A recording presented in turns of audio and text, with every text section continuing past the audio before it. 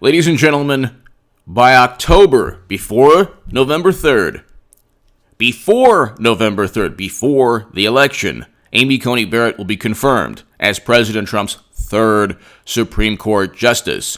Blame yourselves, Democrats. You changed the rules and altered the rules to suit yourselves, to expedite Madam President's future Supreme Court justices. Harry Reid thought he was going to run the Senate. So what he did was change the protocol of the Senate from a 60-vote supermajority to a simple 50-vote majority for Supreme Court picks. He actually set the ball in motion for that. So he allowed McConnell, and he mentioned in a Hill article that he was ready to do that when he took control of the Senate. When Hillary Clinton won Texas and Arizona and North Carolina and swept the Electoral College. They did not want to abolish the Electoral College when Clinton had a solid Electoral College lead 3 days before the election, according to Nate Cohn in the New York Times. They did not want to pack the courts when they had the possibility or prospect of a 6-3 liberal majority. Now, when Bill Maher and others say, well, it's the third-party voters, and some people bring up one of my articles in Salon, stating that I'm not voting for Clinton, even with the specter or prospect of a Republican Supreme Court. That is not, falling in line is not part of my vocabulary. So I was never going to be a Democrat for life. Eventually, it took me a long time, but eventually, I'm going to vote for President Trump. I want the opposite of a neoconservative foreign policy. All of the Medicare for All people and who said vote for Clinton in 2016 and the Lincoln Project people are voting and will vote for Hillary Clinton once she replaces Biden. Because they ain't going for, but he had another lid today. He called another lid today, which means that he's not campaigning. It's like the 10th time this month. The 10th time this month.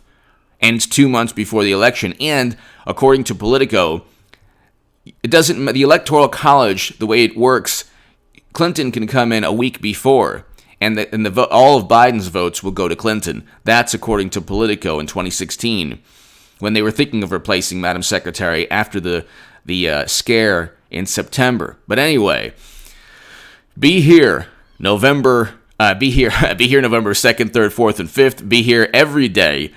From here until long past November, we have the best late evening live stream in all of YouTube. So it is the best late evening live stream in all. It's just a lot of fun. You'll love it. Be here at 9 p.m. Pacific tonight and every evening on this channel. Subscribe to H.A. Goodman's other channel. And if you want to support my voice long term, I don't have $20 million in venture capital funding, but some people do. I'm just so grateful and appreciative of all the people who support me, and to my new Patreons, thank you. Ladies and gentlemen, Harry Reid altered the rules of the Senate. Democrats cheated Bernie Sanders. They then elevated President Trump according to their own words. Politico and every other publication from the Washington Post to the New York Times published those emails. They elevated President Trump. They cheated Bernie Sanders. They altered the rules of the Senate. Do not blame Jill Stein voters or Bernie Sanders, Bernie or bust people. I'm saying this as a Trump supporter, okay? Don't blame third-party voters, Democrats. You're completely inept. You had every conceivable possible advantage. You have the New York Times, MSNBC, CNN, the Washington Post, all of Hollywood, all of the subsidiary publications who are like barnacles on the hull of the Democratic National Committee.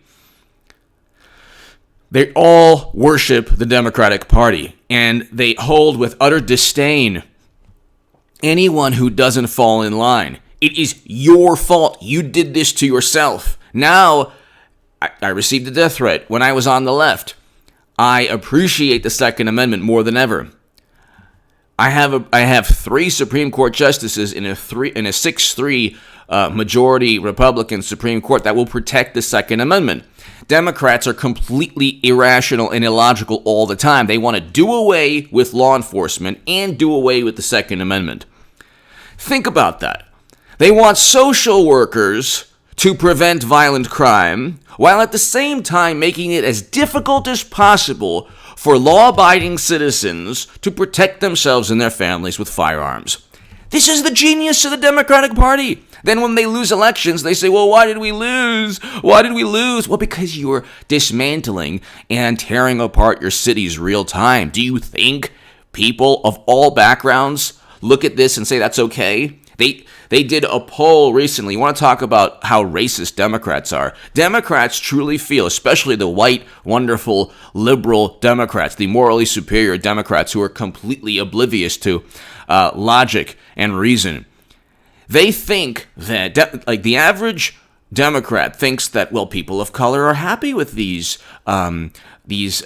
violence in cities and this unrest. No, they're not. They did poll after poll showing, okay, everyone, no matter what your background is, opposes property damage. Everyone, no matter what your background is, does not want to defund law enforcement, especially people of color do not want to defund law enforcement, according to the same polls that Democrats worship.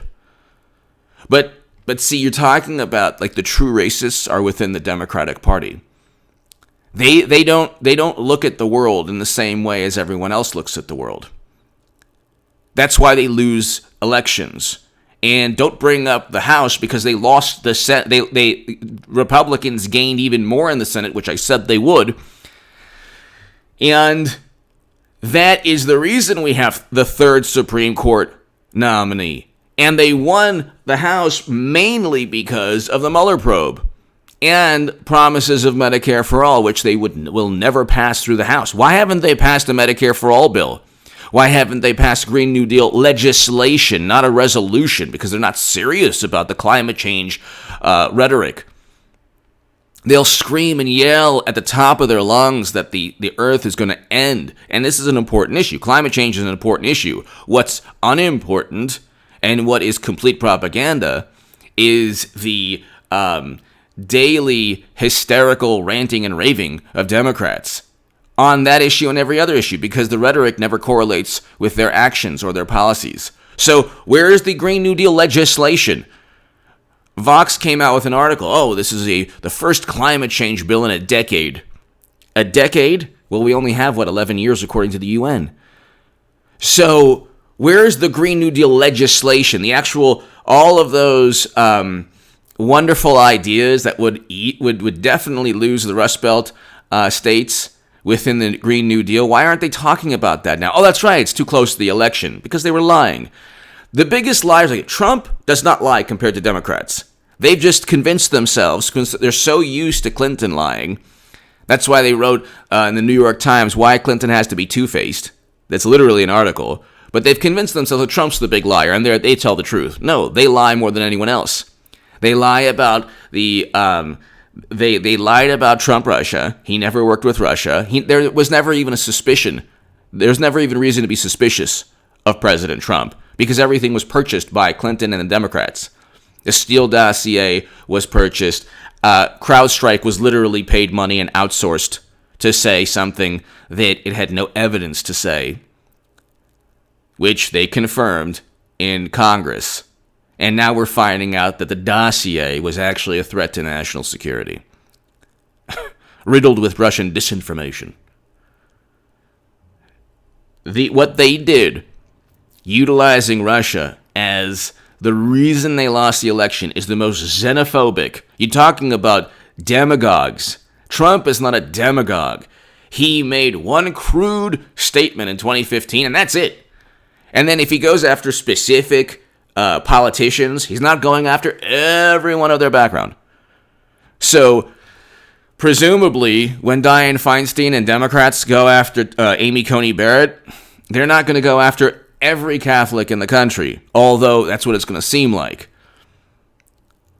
What they already tried to do to Amy Coney Barrett was despicable. They would never focus on the religion of any other person. They went after President Trump for focusing on the background of a judge in 2015 or 2016 or 2017. Now they're going after the background of a judge. They went after Kavanaugh, and then they just don't listen, and they've silenced, and they've tried to discredit Reid. They're the biggest hypocrites on the planet. Then they call Trump the demagogue. They're the actual they're the ones who engage in demagoguery. They're the ones who engage in trying to incite base emotions. They're hypocrites. Look what they did. Look what they already tried to do to Amy Coney Barrett. And then like Bill Maher today, she's like, oh, or like yesterday, she's like, oh, she's a effing nut. She doesn't believe in this and that. That's not true at all. Like, what he said about Amy Coney Barrett wasn't true. But see, again, just like the peaceful but fiery protests, their attempts at trying to undermine and mock and denigrate and disparage Amy Coney Barrett will only help President Trump. Like, everything they do will only help Trump. They're going to lose. They're going to lose badly this election. And it's going to be with Clinton eventually, but they're still going to lose badly. Okay, they're just waiting until the last moment. You watch. Okay, Biden put a lid on his campaign again today. He's not campaigning. The man is not campaigning. I mean, what does he have to do? Send a letter to people, say, I'm not campaigning, I'm just here until I get replaced. What does he have to write that letter? Because he's not even campaigning. He put another lid. It's like the 10th or 11th lid on a campaign, meaning that it's the 10th or 11th day this month where he hasn't done anything, where he's not even answering any questions, not going anywhere. I mean, does he want to campaign anywhere? Trump is everywhere. And then they're like, oh my God, people, oh, and then the protests, no problem. No, nobody. And there are like endless videos of people not wearing masks during the protests. So they're the biggest hypocrites. And then Nancy Pelosi goes to a hair salon. My hair is going to be as long as Willie Nelson's soon. I can't go to a hair salon. But Nancy Pelosi, and then takes off the mask inside. How many people perished because Nancy Pelosi took off her mask? Because Skeletor took off her mask. But they're done as a political party. They're completely inept. And then you have the Universal Basic Income, Medicare for all people who said vote for Clinton in 2016. When I talk about the progressives who are the reason President Trump's going to win, I'm talking about the YouTubers and the people who said vote for Hillary Clinton in 2016 and thought that she was going to win. Because they're the reason for all of this, which is fantastic. Never interrupt your enemy when they're like completely tanking their political party, but also, in addition to President Trump being a fantastic president, peace between Israel, the UAE, Bahrain, Serbia, Kosovo, the first president to step foot in North Korea to begin détente between North and South Korea, and President Moon Jae-in of South Korea stated that Trump deserves the Nobel Peace Prize. I mean, the Democrats can disagree, but like you could disagree with, that doesn't mean that he hasn't accomplished anything profound. He has, and especially in terms of foreign policy, ending the war in Afghanistan, drawing down soldiers in Iraq, American soldiers, bringing them home eventually, removing soldiers from Syria. So this is exactly what I wanted Bernie Sanders to do. See, people don't understand. There are progressives who are like, Tim Canova became a Trump supporter. Yes, Tim Canova has logic and reason, and he's an intelligent man. And he fought the Democratic Party system, and he realized, my God, they're more corrupt than he could ever have imagined. Very likely, he realized that. Tim Canova is an honorable man. It is an honorable thing to go from Bernie Sanders to Trump because it's an intellectually honest thing. The dishonest grift is to stay in that world where you think you're going up against the Democratic Party, but at the same time you're going up against Trump. It's like, no, you're at this point right now, if you're on the left and you're either not sitting it out or voting for Trump or voting third party, then you're a tool of the Democratic Party. You are an actual tool. They're using you as a tool to bang on everyone else's Twitter profile or, image or whatever. You are just a literal tool of the Democratic Party. So don't claim to be against people who finally either see the light or just make it's a logical leap from Bernie Sanders to Trump. I wanted Bernie Sanders because I did not want a neoconservative foreign policy. That's the biggest issue to me. Not like the fairy tale and fantasy of Medicare for all one day, possibly, if Democrats allow you to have it. And it's a noble thing. Medicare for all would be great, would be fantastic. But there's 320 million Americans. How do you put that in the federal budget of $4.79 trillion? You have not explained that. You have not explained how you put Medicare for all within the federal budget. How you, if a quarter of the federal budget already is health care for about 70 to 75 million Americans, how do you put 320 million Americans into the federal budget? You need to explain that to Congress, or AOC needs to explain that. Let's see if AOC could explain that. That would be fantastic. That would be, I would pay money to hear that. And then she could explain how you put universal basic income within the federal budget also. Then she can explain how you put a Green New Deal legislation within the federal budget also. Then she can explain how you pay all student debt for every loan in this country.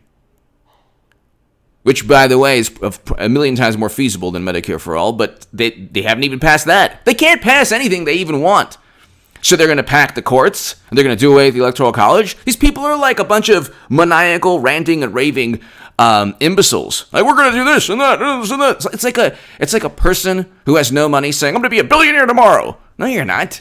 You have no plan for anything. You have no idea for a business. They're like, well, we're going to do this and that. It's like you're completely powerless as a political party.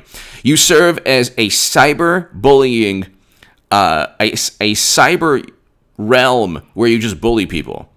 You have Twitter and Facebook, and you have Hollywood, and you have media, and that's it. Politically, you're done. It's going to be a 6-3 Supreme Court. You're going to have President Trump winning. So then what are you going to do now? As a Democratic Party, what are you going to do? And then the progressives who voted for Clinton, who will vote Democrat again, what are you going to do now? When are you going to get Medicare for all and UBI when President Trump is president? You have a 6-3 Supreme Court. And when are you going to pack the courts? Democrats are completely done as a political party, and all the little factions that hate one another, they're going to either break off or continue to despise one another even more. Democrats are the most dysfunctional, inept, and incompetent political party that's ever existed. Give me your thoughts below. You deserve everything you get for the treachery, okay? Now they're even talking about Kamala Harris's fan base, or, cyber fan base, or cyber David Brock type of organization going after people. And it's like David Brock did that in 2016. Democrats are still doing that. That was in the Huffington Post the other day. And it's like, what do you expect? You bully and intimidate and harass and demean your own voters. Okay, that doesn't happen. They say that Trump, he's a con man. He doesn't engage in a con. He's not deceiving anyone. He's literally like, I want a wall. I want to bring home Americans. I want peace with, rival nations. That's what he literally is telling you. I want record low unemployment. That's his focus is on the economy, foreign policy, certain policies for immigration. So he's not conning anyone. He's like, here, I'm very simple. This is what I want. This is what I'm going to give you. And if it correlates with certain things that I wanted when I was on the left and certain things I want now, like a Second Amendment, great. The left, the Democratic Party, has no policies that everyone rallies around because they don't have really any policies to offer. They have fabricated, manufactured emotion. Oh, Trump is a despot. He's an authoritarian. How many authoritarians and despots, geniuses, signed prison reform legislation and are bringing home Americans or removing Americans from counterinsurgency conflicts, or reticent or unwilling to engage in regime changes and further military conflicts? How many despots and authoritarians have done that? How many authoritarians have signed legislation to combating anti-Semitism on college campuses? So if you're a professor or an organization in a university, or if you're a university and you make anti-Semitic claims about Israel, you will not get federal funding. And that's not a First Amendment issue. That's an anti-Semitism issue. How many presidents have done that? Okay. So don't talk about despots in 1930s and 1940s Germans. The Democrats are far closer in terms of boycotts, in terms of, defending unrest, defending violence. I mean, you talk about the people who try to intimidate the most. Democrats try to intimidate Republicans don't care about what anyone, well, I should say establishment Republicans are on the Democratic side. President Trump, Trump's supporters don't care what Democrats think. It's Democrats who obsess over somewhere possibly in the world someone disagreeing with them. So they want to censor people and all this. So it's just, at the end of the day, they're done as a political party on November 3rd because they have nothing. They have no enthusiasm. And I read an article the other day that Biden would need President Obama's level of enthusiasm. He has zero enthusiasm, and he's doing worse among black and Latino voters. And President Trump is doing better among black and Latino voters this year than 2016. Then when Clinton does the switcheroo, because she does better among every demographic group than Biden, and she's the only chance to keep it close enough so that they could cheat again like they did to Bernie Sanders, and then she loses, they're done again. Give me your thoughts below. Be here 9 p.m. Pacific. God bless Amy Coney Barrett. God bless America. 6-3 Supreme Court. You have yourself to blame, Democrats. Blame yourself. If you knew there were 77,000 H.A. Goodmans out there, then why did you cheat Bernie Sanders? Give me your thoughts. Thank you.